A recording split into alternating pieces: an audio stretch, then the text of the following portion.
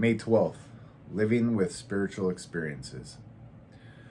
For meditation to be of value, the results must show in our daily lives. Basic text, page 47. In working our program, we are given many indirect indications of a higher power's presence in our lives.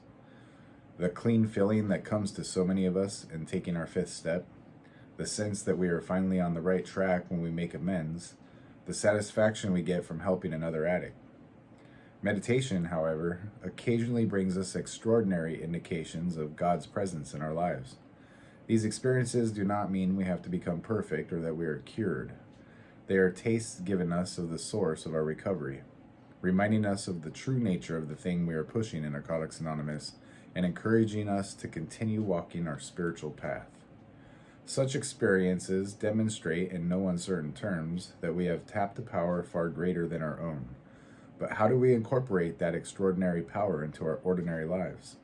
Our NA friends, our sponsor, and others in our communities may be more seasoned in spiritual matters than we are.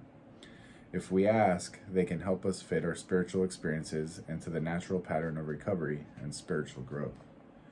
Just for today, I will seek whatever answers I may need to understand my spiritual experiences and incorporate them into my daily life. I'm Herb the Addictaholic. This is just for today. And one of the first experiences that I had that I consider spiritual was, I was in treatment, or actually I was in sober living, and I was doing my daily prayers and meditation every morning. And then throughout the day, I would pray and meditate. Plus, we do prayers in the program, in the rooms, during meetings. So anyways, I was continuously praying, and I was in charge of cleaning the upstairs bathroom at the sober living. It was a wonderful job. And anyways, I don't have to type of thing. So one morning, it was like 3 a.m, I got up to go use the bathroom, and there was a mess. There was blood all over the toilet, and my first instinct of 30-40 years of training was to be angry, and I wanted to get mad, and I was like, who made this mess and didn't clean it up, and I'm gonna drag somebody out of their bed, and I started to get angry, and then there was this flip, and something talked to me, my own voice in my head, but it wasn't the normal me, was like, somebody's hurting, Herb. This isn't normal. This isn't just urine on the toilet seat. Like, somebody's going through it right now. Maybe you should be a little more compassionate. And I felt that compassion flood me, and I felt sad and worried and concerned, and my anger completely dissipated. And that wasn't after much time of practice, and I hadn't even done any anger management or gone to one-on-one therapies or anything like that yet. So it wasn't through working on myself. I hadn't done a fourth step. I hadn't done any of that.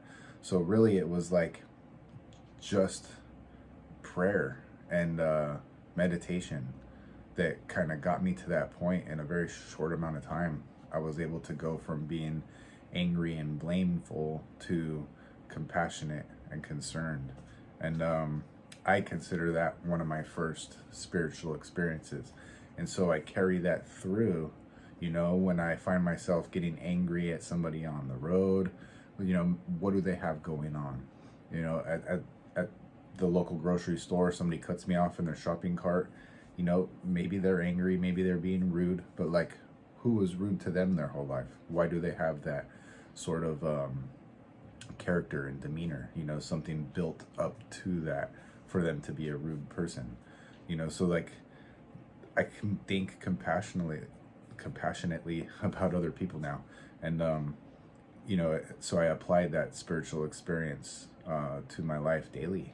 And there's more examples out there and more to come, but that's just one that I like to share with people to give that understanding a little bit. And I'm still figuring it out myself. I don't know all, and that's why I keep reading this book. So thank you guys for coming out. Hope to see you tomorrow. Keep coming back. It works if you work it.